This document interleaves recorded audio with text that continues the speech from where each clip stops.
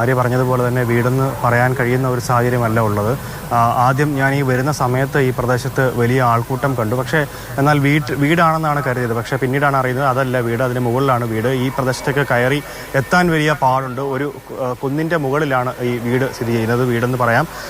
2 മുറികൾ മാത്രമാണുള്ളത്. അടുക്കളയോ കാര്യങ്ങളോ ഒന്നുമില്ല. നമുക്കെന്തായാലും ആ വീട്ടിലേക്ക് ഇറങ്ങുകയാണെങ്കിൽ നാട്ടുകാരിൽ 2 പേരോളം അവിടെ നിൽപ്പുണ്ട്. ബാക്കി ആളുകളൊക്കെ തന്നെ താഴേത് ഇങ്ങോട്ട് കയറുന്ന ഒരു സാഹചര്യമില്ല. ഈ വീട്ടിൽ നിന്നാണ് രാവിലെ ജോലിക്കായിട്ട് ജോയി പോയത്. ജോയി പോകുമ്പോൾ അമ്മയോട് പറയുന്നുണ്ട് വൈകിട്ട് വരും, അരിയും സാധനങ്ങളും ഒക്കെ വാങ്ങി വരും എന്നുള്ളതായിരുന്നു ജോയി പറഞ്ഞിരുന്നത്. ആ പ്രതീക്ഷയിൽ തന്നെയാണ് ഇപ്പോഴും അമ്മയുള്ളത്.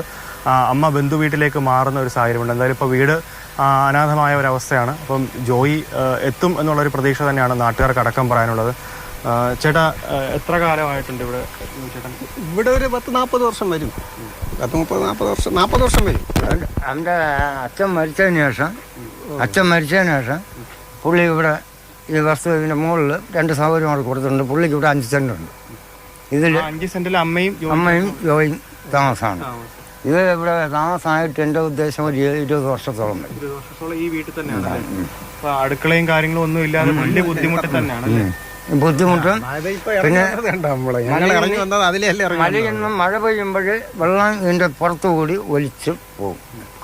കണക്കിലധികം വെള്ളം വരും. നടവഴി അതാണ്, അത് അടിഞ്ഞിടക്കുന്നില്ല. ആര്യ ഈ പറയുന്നത് പോലെ തന്നെ നടവഴി പോലും ഇല്ല. അപ്പോൾ അത്രയ്ക്ക് ബുദ്ധിമുട്ടിലായിരുന്നു ജോയി. അതുകൊണ്ട് തന്നെയാണ് ഇത്തരത്തിൽ ഈ പണിയിലേക്കൊക്കെ തന്നെ പോവുകയും ജീവിക്കാനുള്ള ബുദ്ധിമുട്ടുകൾ കൊണ്ട് തന്നെയാണ് ഇത്തരത്തിൽ ആ ഒരു ജോലിയിലേക്ക് ഇറങ്ങുന്നതും അത്തരത്തിൽ മാനുവൽ ലേബറിലേക്ക് ഇറങ്ങുന്നത്. അത് കൃത്യമായി പറഞ്ഞാൽ മനുഷ്യവിസർജ്യം അടക്കം കിടക്കുന്ന ആ വേസ്റ്റ് മലിനജലത്തിലേക്ക് ഇറങ്ങുന്ന ഒരു സാഹചര്യമൊക്കെ ഉണ്ടാകുന്നത് അത്തരത്തിൽ ജീവിതം ദുരിതവും ദുർഘടവുമായതുകൊണ്ട് തന്നെയാണ്. നമ്മൾ ഈ കാണുന്നത് ജോയിയുടെ വീട്ടിലേക്കുള്ള മുൻപ് ഞാൻ നിന്ന ആ വഴിയിലേക്കുള്ള ആ ഒരു ദൂരമാണത്.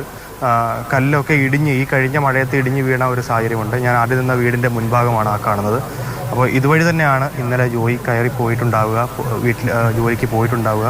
എല്ലാ ദിവസവും കോൺട്രാക്ടർ വരും, കോൺട്രാക്ടർക്കൊപ്പം പോകുന്ന ഒരു രീതിയിലാണ് ജോയി പോയിക്കൊണ്ടിരുന്നത്. അപ്പം ഈ പ്രദേശമൊക്കെ ഇടിഞ്ഞു താഴുന്ന ഒരു നില തന്നെയുണ്ട്. അപ്പോൾ എന്തായാലും ഇവിടെ നിൽക്കുന്നതിലും വലിയ ബുദ്ധിമുട്ട് തന്നെയാണ്. അപ്പോൾ അത്തരം ആ ഒരു സാഹചര്യത്തിൽ തന്നെയാണ് ജോയി കഴിഞ്ഞ 40 വർഷമായിട്ട് ഈ വീട്ടിൽ താമസിച്ചതെന്നുള്ളതാണ്.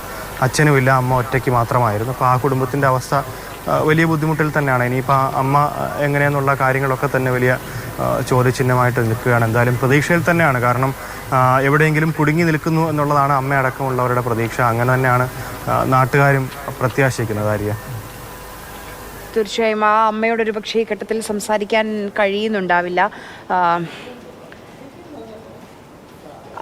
ജോയിയുടെ വീട്, ആ വീട്ടിലാണിപ്പോൾ ഗോകുലുള്ളത്. ആ വീടിൻ്റെ ദൃശ്യങ്ങൾ, അതിന് വീടെന്ന് പറയാൻ കഴിയുമോ എന്ന് പോലും അറിയില്ല. റോഡിൽ നിന്നൊക്കെ വളരെ ദുർഘടമായ ഒരു പാതയിലൂടെ നടന്നു വേണം ആ വീട്ടിലേക്ക് എത്താൻ. ഒരു ചെറിയ ഹോളും ഒരു മുറിയും ഒരു അടുക്കളയും. റോഡിൽ നിന്ന് 3 ആൾ പൊക്കത്തിലുള്ള ഭൂമിയിലാണ് ഈ വീട് നിൽക്കുന്നത്. ദുർഘടമായ വഴിയിലൂടെ സഞ്ചരിച്ചാൽ മാത്രമേ ഈ വീട്ടിലേക്ക് എത്താൻ കഴിയുകയുള്ളൂ. വർഷങ്ങളായി ജോയും ജോയുടെ അമ്മയും മാത്രമാണ് ഈ വീട്ടിൽ താമസം. മകനായിരുന്നു അവരുടെ ഏക ആശ്രയം. രാവിലെ 6 മണിക്ക് ജോയ് ജോലിക്ക് പോകും, വൈകിട്ട് 5-5:30 തിരിച്ചു വരും. എന്ത് ജോലിക്ക് വിളിച്ചാലും പോകും, വിശ്രമമില്ലാതെ ജോലി ചെയ്യും. ഒരു ജോലിയുമില്ലെങ്കിൽ ആക്രിയെങ്കിലും പെറുക്കാൻ പോകും. ഇതാണ് ജോയിയെക്കുറിച്ച് അമ്മ പറയുന്നത്. ഇപ്പോഴും ജോയ് തിരിച്ചു വരുമെന്ന ആ പ്രതീക്ഷയിലാണ് ആ കുടുംബമുള്ളത്.